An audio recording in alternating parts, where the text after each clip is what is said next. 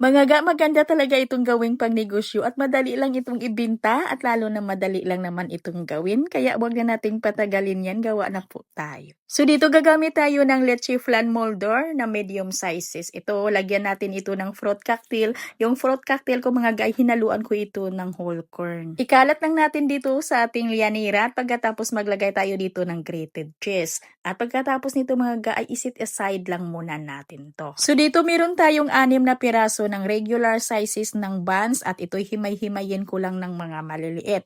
Pagkatapos ilagay ko ito sa blender at maglagay ako dito ng 3 cups na evaporated milk. Kung walang mga blender ay pwede na ibabad nyo lang muna sa inyong mga evaporated milk yung tinapay at pagkatapos durugin ng pino ng mano-mano. At itabi lang muna natin yan. So dito sa ating saucepan, maglagay tayo ng isang lata na condensed milk at 1/4 cup white sugar. Maglagay ng 25 grams na unflavored gulaman na kulay puti. At haluin lang ito ng mabuti at isa lang. Haluin lang ito ng paminsan-minsan hanggang sa ito'y kumulo. At pag kumulo na ng ganito ay ilagay na natin yung dinurog or yung pinino natin na tinapay. At haluin lang natin yan hanggang sa ito'y kumulo naman ulit. At habang hinihintay natin na ito'y kumulo naman ulit, ay haluin lang natin ng paminsan-minsan. At pag kumulo na, ay pakuluan lang natin ng mga 1 hanggang 2 minuto lang ay okay na ho yan. Sa tamis nito ga ay para sa akin ay sakto lang. Kayo pwede naman ninyong dagdagan kung kayo ay natabangan pa dito. At ito mga guy, pwede na natin itong ilagay agad sa ating mga hulmahan. Pagkatapos nito mga guy, palamigin lang natin para mag-set siya. At ito nga ay nilagay ko ito sa aking chiller para madaling mag-set. At gumamit ako dito ng 500 ml ng ating transparent tub. At madali lang naman itong tanggalin ga. Bali, scrape lang natin yung bandang gilid para hindi kakapit. At pagkatapos nito mga guy, pwede naman na iserve natin ito ng naka-room temperature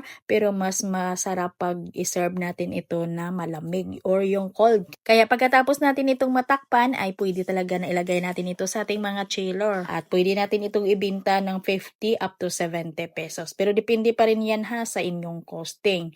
At lalong depende sa laki or sa mga hulmahan na gagamitin ninyo. Pwede ninyong ibahin yung mga hulmahan na gagamitin ninyo dito.